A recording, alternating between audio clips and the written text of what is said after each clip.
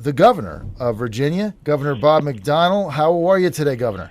John, good morning. I'm doing fine. Hello to all the friends here and there in Hampton Roads.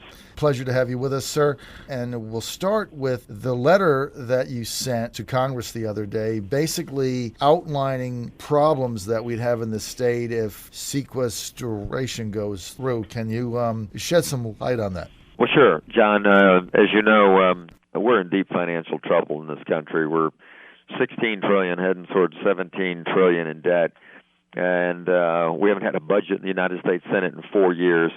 It's just incomprehensible the way the president and the Senate, frankly, are running our finances. A year and a half ago, because they couldn't get any agreements on how to cut spending, and the president refused to take on any entitlement reform, they came up with this. In fact, the president came up with it, according to Carl Bernstein, or Bob Woodward, I think it was, that right.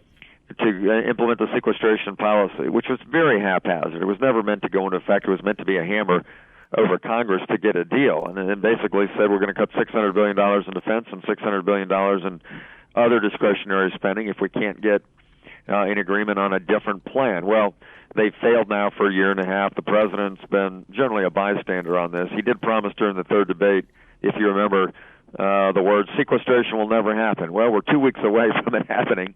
And what that means is this really kind of random approach to cutting will add $600 billion to defense cuts on top of the $487 billion that we've already had, which means $1 trillion in defense cuts over 10 years, which, in the words of Secretary Panetta, the Secretary of Defense, would be devastating to the U.S. military. So I'm just saying, look, we got to cut. In fact, sequestration isn't nearly enough. It's not even 1 year of the deficit, so we've got to cut. We've got to cut more. But we need to talk about entitlement reform and other discretionary spending. Don't balance half of your cuts on the United States military. And then, of course, on a parochial note, it's incredibly devastating to Virginia. We lose as many as 200,000 jobs. It'd be very harmful to Hampton Roads. And it's just not very well thought through, John. So that was the purpose of my letter. And 2 weeks to go, and everybody's on break and playing golf, and nothing's happening. So it's very disappointing. It's very frustrating. Now, you don't feel that your call to figure out how to get out of sequestration is in conflict with some conservatives who are saying, hey, we need to go ahead and let these cuts take place?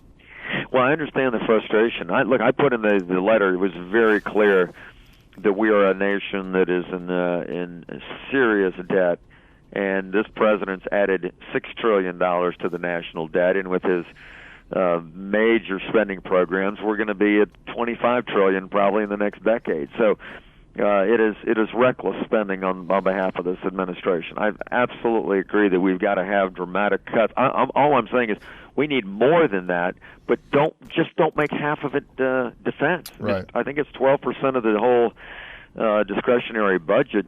But why should it get 50% of the cuts? It hurts Virginia and it hurts our kids in uniform. And so my only point is just do it a different way. I understand the frustration of conservatives who say, look, they haven't been able to do anything in cuts, so let's just let this happen. And I do understand that point, but don't we expect better out of our representatives and out of our president to come up with a realistic plan to cut spending without hurting the military? That's our point. Let's get to transportation. We had a couple of representatives on today, Senator Miller and Delegate Greason. Both of them were saying now there could be a compromise on getting a comprehensive transportation package. Not exactly what you started with, but if you get a compromise, are you likely to sign it into law? Well, John, that's almost a blank check question because it depends what is in it. As you know, we've been very concerned about reducing or eliminating the gas tax. It's going to be a long-term state of decline, and plus gas prices continue to shoot up. I'd like to reduce the price of gasoline in Virginia, so having a reduction in the gas tax is critically important. And secondly, we've kind of had this balance between increasing some user fees and doing tax reform and using a big chunk of general fund. So I know that they are meeting in good faith. I understand that there's progress. And so it really depends on what the final version is. But I do think we're farther along than anybody expected when we introduced the bill before the session and told the legislature they had to act now. And people are really working in good faith to come up with a consensus and a Republican-driven conservative plan for transportation. So it sounds like what you're saying is, look, you're not going to sign anything that comes across your desk, but you seem optimistic that we may have finally a comprehensive transportation package coming out of the General Assembly that you might be comfortable with.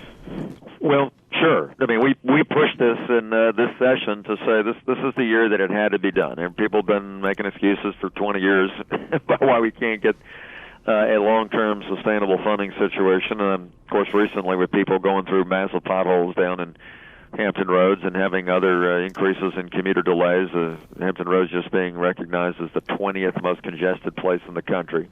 Northern Virginia, the number one most congested place in the country. I think it's starting to really affect the quality of life, people's time and commute, their frustration levels, and so it is clearly time to do this. So we've helped to build the momentum, and listen, we put forth the best plan we could, but we understood the final plan was going to be a little different. That's the nature of the legislative process and compromise, and I'll look forward to seeing what they come out with. Now, Governor McDonnell, you're presiding over your last General Assembly session. When it's all said and done, what will be Bob McDonnell's legacy in Virginia? Well, John, I leave it up to talented guys like you to figure out those kinds of things. I just try to, every session, set a plan, fix problems, get results, and try to make life a little better. I mean, I worry a little less about these legacy things. But if you look back over the last couple of years, what we said we were going to do was balance budgets without raising taxes. We said we'd generate surpluses and we'd create jobs. And I think if you look back now, we've gone from 7.3 to 5.5% unemployment rate. We've had $1.4 billion in surpluses the last 3 years after a couple of years of deficits. And we've got top business rankings, either first, second, or third in the country in all of our business rankings. But we fixed a lot of other important problems, like higher education. We've got the lowest tuition increases now in about 12 years because of our reforms there. We've got major new innovations in K-12 education. That's been a huge success this session with charter schools and college lab schools and teacher contract reform and A through F grading and STEM discipline and merit pay, a bunch of other things that are going to, I think, dramatically improve K-12 education. But there's many other things that I could go on. But basically, I think we've just made government work a little better, a little more effectively, and returned a lot of value to the taxpayer in the budget in a tough fiscal time. So I think that's just a quick summary. Governor, the other day, it looked like you were providing the federal government with a plan for figuring out how to overlay Obamacare in the state. What is your vision for that? Well, listen, I'm strongly opposed to the Obamacare legislation. It is a high-tax, bureaucratic, top-down approach to health care. In fact, it's really health insurance. It really doesn't address a lot of things about health care itself. And so I'm very much opposed to it. As you know, we're the first state to sue and so forth. But here's the fact. At this point, the law's in effect. The Supreme Court upheld it. The president was reelected. And so there are two major decisions. One is, what kind of exchange are you going to have? And we said we're not building a state exchange. And so we told the federal government they can build the exchange. Now, what we did look at the other day is we would like our state to be able to manage what plans are created. I mean, there's going to be an exchange. The only question is who builds it, and we said we're not building a state exchange. It's going to be a federal exchange. What we have said is that we are going to retain the plan management function, simply determining what the policy elements are of some of these items that go into the exchange. But the federal government builds it, they pay for it. It's a federal exchange. We're just going to have that input into it. So frankly, they don't goof it up. And then secondly is on Medicaid. My position has always been, at this point, we cannot expand Medicaid at this time. It has to be reformed, and it's got to be reformed in a dramatic way. Medicaid spending's grown 1,600% over the last 30 years, and we cannot expand it and with the current inefficiency. So we're working on everything from waivers to internal reforms to things that we think need to be changed in the statute. And, of course, the big thing I'm concerned about is can the federal government even afford it? I mean, they're broke. Right. I don't know how they're going to pay their 100% for 3 years and 90% for the next for the rest of in perpetuity. They've got a lot of taxes in the bill, $600 or $500 billion of new taxes in there. That'll cover some of it, but I just don't see how they're going to keep their word to the states. It's certainly going to be interesting to see financially how this plays out. Governor, are you going to be open to exploring a run for president in 2016? John, that's a nice try.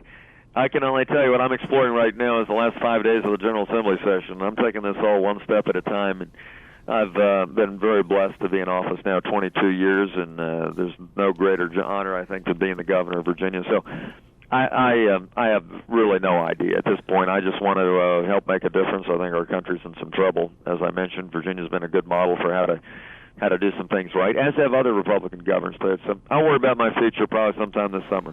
Well, when you do announce your candidacy for president in 2016, we want to be sure you do it on our show. John, that's a great offer, and I've always enjoyed being on your show, and thanks a lot for having me on.